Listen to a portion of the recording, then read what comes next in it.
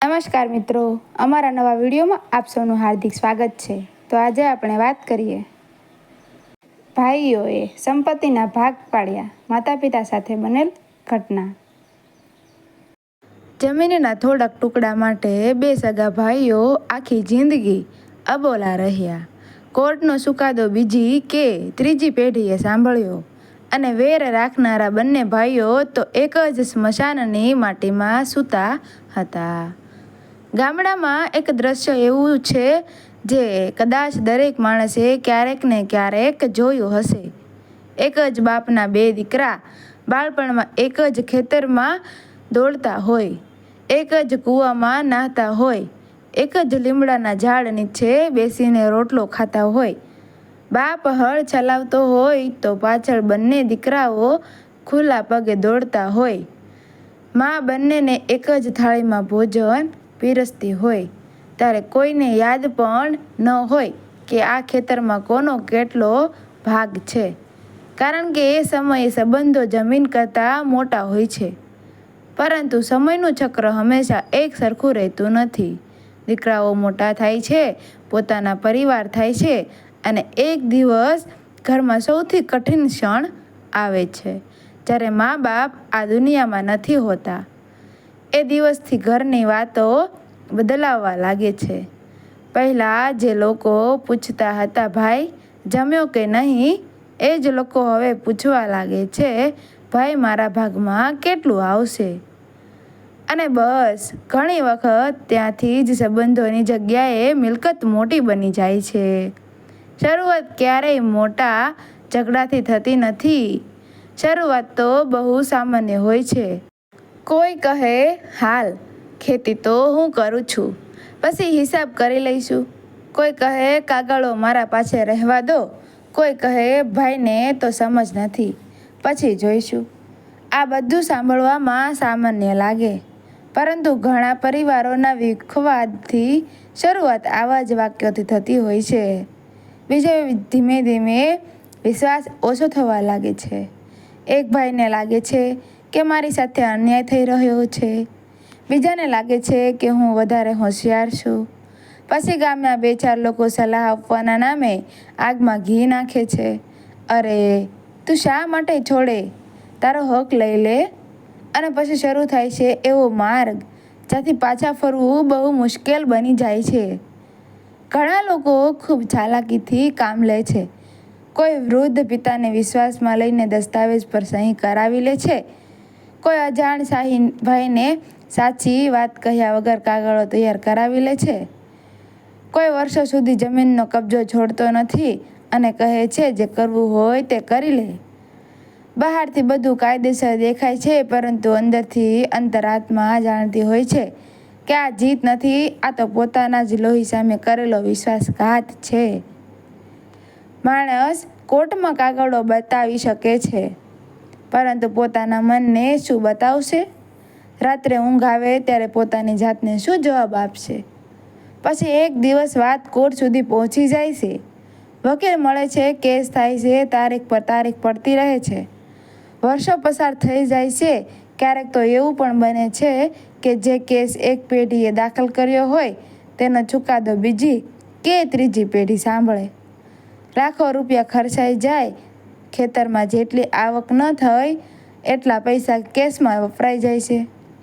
પરંતુ સૌથી મોટું નુકસાન પૈસાનું નથી, સૌથી મોટું નુકસાન સંબંધોનું થાય છે.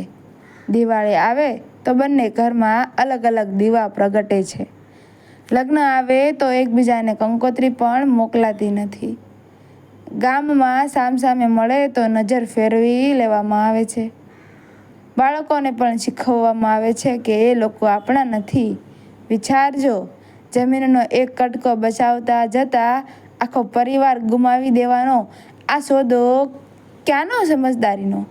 એક વાત હંમેશા યાદ રાખવા જેવી છે, કોર્ટ મિલકતનો હિસ્સો નક્કી કરી શકે છે, પરંતુ સંબંધોનો નહીં. કાયદો જમીન કોની છે એ કહી શકે છે, પરંતુ ભાઈ કોનો છે એ ક્યારે નક્કી કરી શકાતો નથી. એટલે જ અનેક લોકો કેસ જીતીને પણ જીવન હારી જાય છે. ચુકાદાના દિવસે જમીન તો મળી જાય છે, પરંતુ વર્ષો પહેલાં તૂટી ગયેલા સંબંધો પાછા મળતા નથી. ઘરની દિવાલો ઊભી રહે છે, પણ ઘરની હૂંફ ક્યાંક ખોવાઈ જાય છે. વડીલો એક વાત હંમેશા કહેતા, વારસામાં જમીન નહીં, આશીર્વાદ મોટા હોય છે. કારણ કે જમીન મહેનતથી ફરી મેળવી શકાય છે, પરંતુ ભાઈ ફરી મળતો નથી. આજે ઘણા એવા વૃદ્ધ માતા પિતા જોવા મળે છે, જેમની સૌથી મોટી પીડા ગરીબી નથી, બીમારી નથી, પરંતુ પોતાના જ દીકરાઓ વચ્ચે બોલાચાલી છે. જે માતાએ બંનેને 9 મહિના પેટમાં રાખ્યા હોય, તેને વૃદ્ધાવસ્થામાં બંનેને કેસની નકલ વાંચવી પડે. એથી મોટું દુઃખ શું હોય? કુદરતનો પણ એક નિયમ છે, તે ઉતાવળ કરતી નથી, પરંતુ અન્યાયનો હિસાબ અધૂરો પણ રાખતી નથી. ઘણા લોકો થોડા વર્ષો માટે ખૂબ સફળ દેખાય છે. જમીન તેમના નામે થઈ જાય છે. લોકો પણ કહે છે, વાહ, કેટલી મિલકત છે. પરંતુ કોઈને ખબર નથી હોતી કે ઘરમાં શાંતિ બચી છે કે નહીં. પૈસા વધી શકે, પરંતુ મનનો ભાર પણ વધતો જાય છે. કારણ કે જે સંપત્તિ પોતાના ભાઈના આંસુ પર ઊભી થઈ હોય, તેના બરકત ટકતી નથી. કદાચ આ વાત કોઈ કાયદાના પુસ્તકમાં નહીં મળે, પરંતુ જીવનના હજારો અનુભવોએ એને સાચી સાબિત કરી છે. એક વાત બીજી પણ વિચારવા જેવી છે મિત્રો. આજે તમારા સંતાનો તમને જોઈ રહ્યા છે. તમે તમારા ભાઈ સાથે જે વર્તન કરશો, કાલે એ જ સંતાનો એકબીજા સાથે કરશે. બાળકો ઉપદેશ કરતાં ઉદાહરણ વધુ શીખે છે. જો તેઓ જોશે કે પિતાએ પોતાના ભાઈનો હક દબાવ્યો હતો, તો આવતીકાલે તેઓ પણ પોતાના ભાઈનો હક દબાવવામાં ખોટું નહીં માને.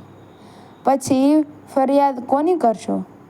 કર્મનો સૌથી મોટો નિયમ એ જ છે કે જે બીજ વાવો છો, એ જ એક દિવસ તમારા આંગણે ઉગે છે.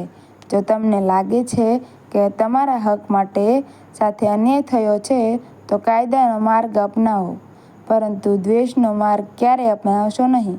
અને જો ભૂલથી કોઈનો હક તમારા હાથમાં આવી ગયો, તો સમય રહેતા પરત આપી દો. કારણ કે હક પાછો આપવામાં જે સંતોષ છે, એ લાખો રૂપિયાની જમીન રાખવામાં મળતો નથી. માણસ જ્યારે આ દુનિયામાંથી વિદાય લે છે, ત્યારે સાથે 1 ઇંચ જમીન પણ લઈ જતો નથી. પાછળ માત્ર 2 જ વસ્તુઓ છોડી જાય છે, એક પોતાની મિલકત અને બીજી પોતાની પ્રતિષ્ઠા. મિલકત વારસદારો વહેંચી લે છે, પરંતુ પ્રતિષ્ઠા આખી પેઢીઓ સુધી જીવતી રહે છે. એટલે જ આપણા વડીલો વારંવાર કહેતા હતા, જમીન વહેંચજો, પરંતુ દિલ ન વહેંચતા. મિલકત વહેંચજો, પરંતુ સંબંધો ન તોડતા. કારણ કે ભાઈના હકની જમીન કદાચ તમને શ્રીમંત બનાવી દેશે, પરંતુ ભાઈની દુઆ તમને સુખી બનાવી શકે છે. જમીનના અંતે માણસ પાસે કેટલા એકર જમીન વધી હતી, એ કોઈને યાદ રહેતું નથી, પરંતુ તેને કેટલા સંબંધો સાચવ્યા હતા, એ જરૂર યાદ રહે છે. આખરે એક જ વાત, વારસામાં મળેલી જમીન અને શ્રીમંત બનાવી શકે છે, પરંતુ વારસામાં સાચવેલા સંબંધો જ તમને સાચા અર્થમાં સમૃદ્ધ બનાવે છે. જે ઘરમાં જમીનનો ન્યાય થાય છે, ત્યાં પેઢીઓ સુધી સુખ રહે છે. અને જે ઘરમાં ભાઈનો હક દબાય છે, ત્યાં મિલકત વધી શકે, પરંતુ બરકત ધીમે ધીમે ઘર છોડીને ચાલી જાય છે. મિત્રો, વિડીયો ગમ્યો હોય તો વિડીયોને લાઈક કરજો, શેર કરજો, અને અમારા આવા જ નવા વિડીયો જોવા માટે અમારી ચેનલને સબસ્ક્રાઈબ કરી દેજો. તમારું આ વિડીયો વિશે શું કહેવું છે, કમેન્ટમાં જરૂરથી કહેજો. ધન્યવાદ.